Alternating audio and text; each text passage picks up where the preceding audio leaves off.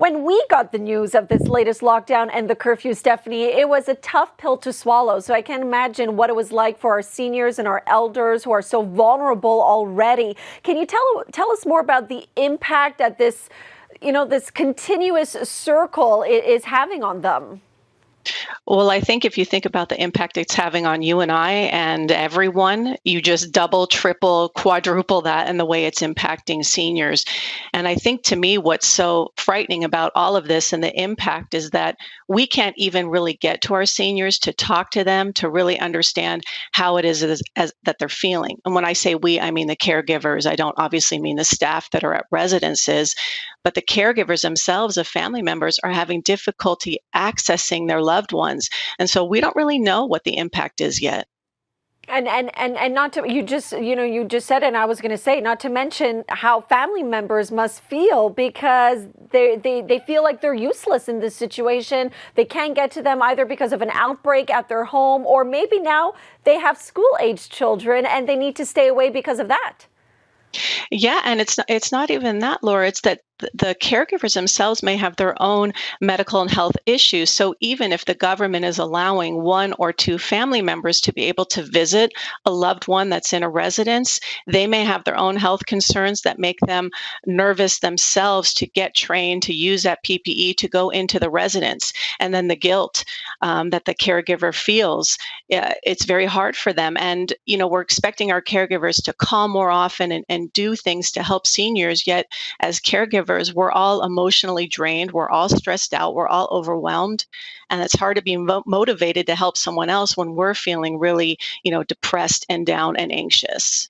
And obviously, the mental health aspect is a big component of this, but also, from what I'm reading from experts across the country, they're looking at now the health effects that this is having on our seniors, the isolation and what it's doing to once, more independent seniors not able to function as they did before.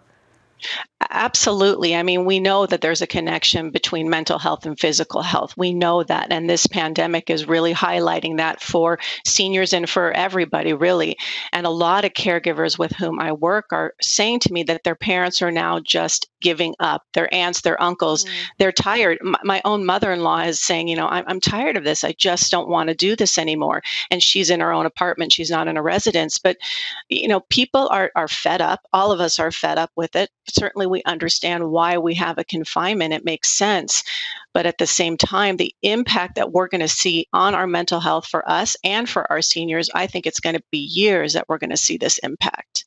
Well, can we counteract these negative effects, Stephanie? Is there anything we can do to help them fight this feeling of loneliness? Yeah, I mean, when you asked me to be on, I was thinking I knew you were going to ask me that question, Laura, and I wish that I had, some magic pill that everybody could take and this would all go away. I just think as family members, we need to continue to be creative and be consistent and be compassionate in everything that we do to try and help our seniors. So creative, in reaching out with them, sending photos, making photo albums, dropping things off like this to keep people engaged in the family and relationships and their history, and to be really consistent. So for me, I recommend that people call more often, even for a shorter period of time. So instead of having a 20-minute call and then feeling overwhelmed as a caregiver, how do I find that time? Calling for 5 minutes every single day instead of that 20-minute call.